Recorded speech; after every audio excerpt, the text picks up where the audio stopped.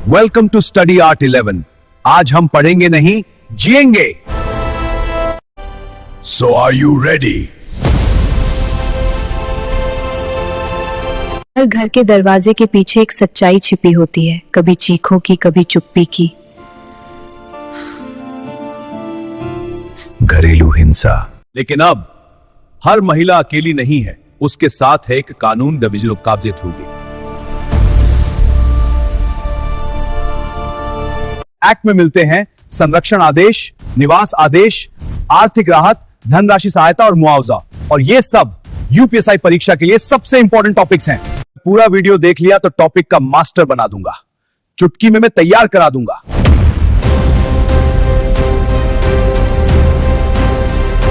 मूल विधि तैयार होगा चुटकी में। आज की इस विस्तृत चर्चा में हम एक ऐसे विषय पर बात करने वाले हैं जो हमारे समाज की सबसे बुनियादी इकाई से जुड़ा है। एकदम सही शुरुआत है। और हाँ, तो आज हम बात करेंगे घरेलू हिंसा से महिला संरक्षण अधिनियम 2005 पर। अगर हम इस अधिनियम के सफर पर नजर डालें तो ये 2005 में पारित हुआ और 2006 में आधिकारिक रूप से लागू हुआ। 26 अक्टूबर 2006 को, है ना? बिल्कुल सही। और एक जरूरी अपडेट ये भी है, खासकर जो छात्र एग्जाम्स की तैयारी कर रहे हैं उनके लिए, कि 2019 के बाद से ये पूरे भारत में लागू है, जिसमें जम्मू कश्मीर भी शामिल है। अच्छा, मतलब अब जम्मू कश्मीर वाला कोई अपवाद नहीं बचा है? नहीं, अब कोई अपवाद नहीं है। लेकिन किसी भी कानून को समझने से पहले सबसे पहला सवाल ये होता है कि इस कानून की नजर में कौन है कौन। एकदम सही। और यहीं पर चीजें बहुत दिलचस्प हो जाती हैं। मैंने पढ़ा है कि कानून मुख्य रूप से दो लोगों की पहचान करता है। पहला है व्यथित व्यक्ति या एग्रीव्ड पर्सन, सेक्शन 2A के तहत। जी, जो वो महिला है जिसके साथ हिंसा हुई है। हाँ, ये कानून स्पष्ट रूप से महिलाओं के संरक्षण के लिए ही है। लेकिन कहानी का दूसरा पहलू है प्रत्यर्थी यानी रिस्पोंडेंट। सेक्शन 2Q में वो व्यक्ति जिसके खिलाफ शिकायत दर्ज की जाती है।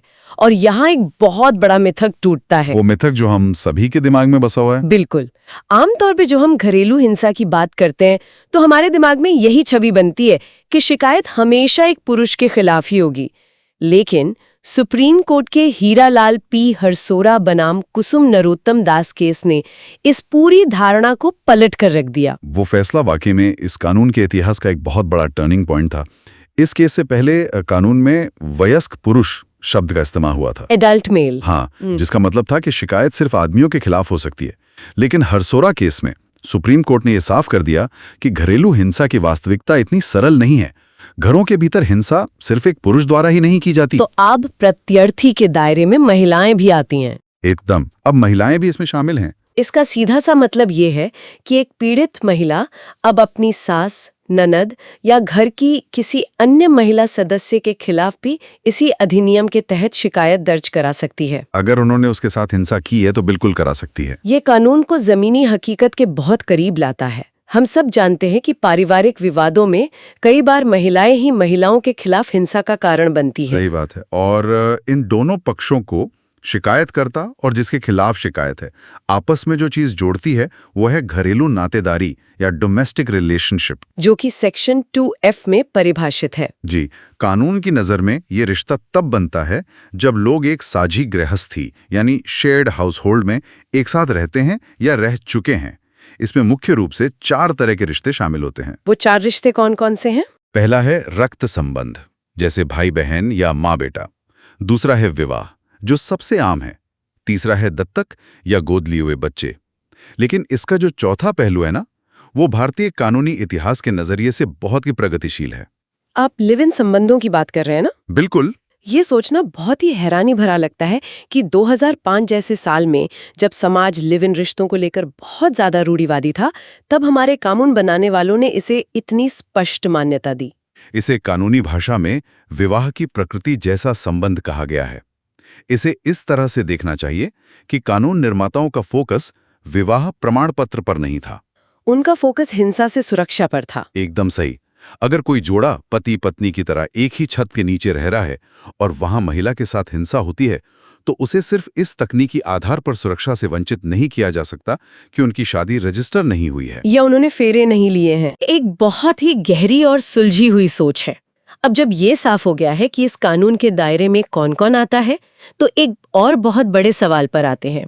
असल में घरेलू हिंसा है क्या? ये समझना सबसे जरूरी है।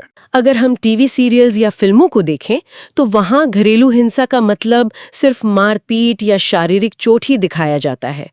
धारा 3 के तहत कानून वास्तव में किसे हिंसा मानता है? टीवी सीरियल्स ने वास्तव में हमारी सोच को थोड़ा सीमित कर दिया है। कानून घरेलू हिंसा को सिर्फ थप्पड़ मारने तक सीमित नहीं रखता। इसे 4 मुख्य श्रेणियों में बांटा गया है। पहली तो वही होगी जो सबसे ज्यादा दिखाई देती है। जी, शारीरिक हिंसा या फिजिकल अब्यूज। इसमें किसी भी तरह की मारपीट या ऐसा व्यवहार शामिल है जो महिला के स्वास्थ्य या जीवन को खतरे में डालता है। दूसरी श्रेणी है लैंगिक हिंसा या सेक्सुअल अब्यूज। इसमें किस तरह का व्यवहार आता है? इसमें कोई भी ऐसा अपमानजनक यौन आचरण शामिल है जो महिला की गरिमा का हनन करता हो, चाहे वो विवाह के भीतर ही क्यों ना हो। और तीसरी श्रेणी मुझे लगता है कि हमारे समाज में बहुत ज्यादा आम है, लेकिन उसे अक्सर हिंसा माना ही नहीं जाता। मौखिक और भावनात्मक हिंसा, वर्बल एंड इमोशनल अब्यूज। बिल्कुल, लोग इसे बस पारिवारिक कहासुनी मान लेते हैं। मान लीजिए कोई किसी महिला को रोज गालियां दे रहा है, उसके चरित्र पर लगातार शक कर रहा है, या फिर हमारे समाज का एक बहुत ही कड़वा सच, बेटा पैदा नहीं हुआ, ये कहकर बार बार ताने मारना। ये स्पष्ट रूप से घरेलू हिंसा है। मानसिक चोट कई बार इंसान को शारीरिक चोट से ज्यादा गहरी ठेस पहुंचाती है। 100%। किसी इंसान के आत्मसम्मान को लगातार तोड़ना एक बहुत ही गंभीर किस्म की हिंसा है। और इसी से जुड़ी है चौथी श्रेणी, जो शायद सबसे ज्यादा छिपी रहती है, आर्थिक हिंसा या इकोनॉमिक एब्यूज। आर्थिक हिंसा असल में काम कैसे करती है?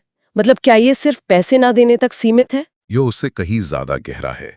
ये किसी को आर्थिक रूप से पंगु बना देने के बारे में है। मान लीजिए एक महिला नौकरी करना चाहती है और उसे रोका जाता है, या वो जो कमाती है वो उससे जबरन छीन लिया जाता है। बिल्कुल, रोजमर्रा के बुनियादी खर्चों के लिए उसे मोहताज कर देना, या उसका स्त्री धन, जो गहने या उपहार उससे उसकी शादी के समय मिले थे, उन पर कब्जा कर लेना।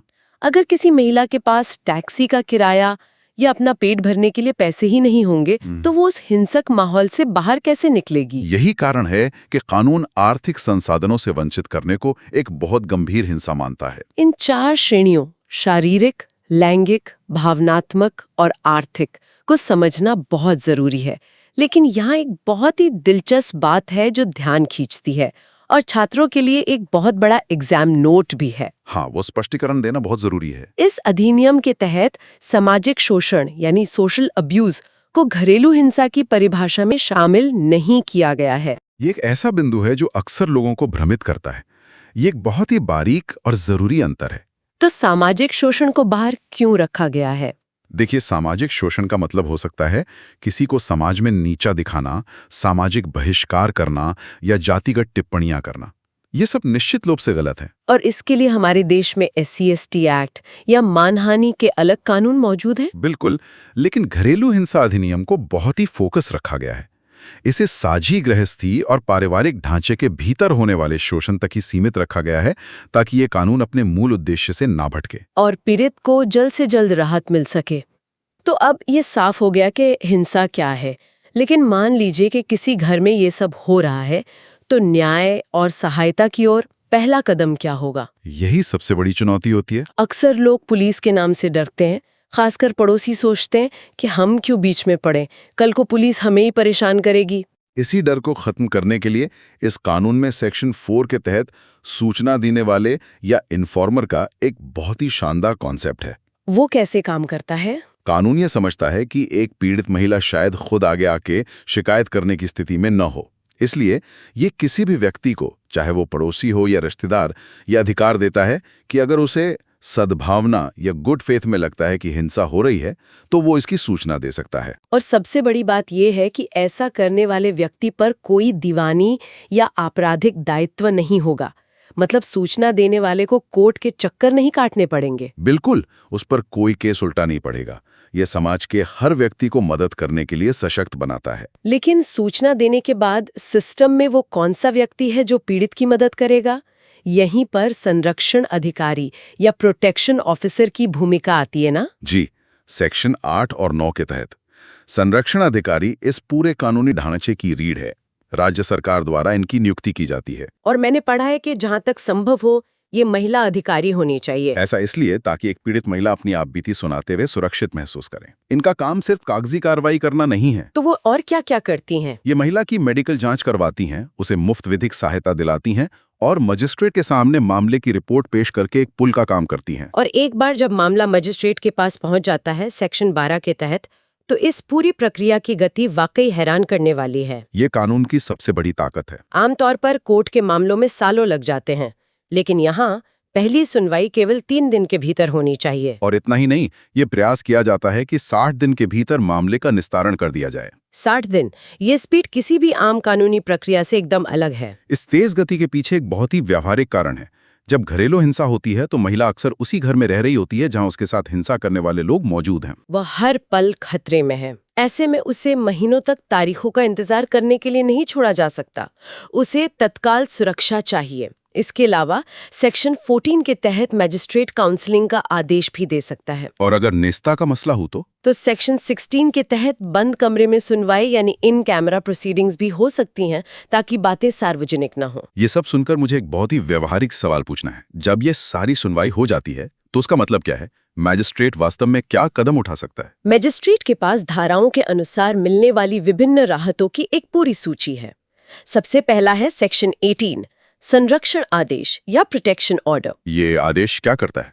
यह प्रत्यर्थी को तुरंत हिंसा रोकने और पीड़ित महिला से किसी भी प्रकार का संपर्क न करने का सख्त निर्देश देता है। यह एक लक्ष्मण रेखा खींचने जैसा है। और दूसरा कदम जो मुझे इस पूरे कानून का सबसे क्रांतिकारी हिस्सा लगता है वो है सेक्शन 19 का निवास आदेश या रेजिडेंस ऑर्डर।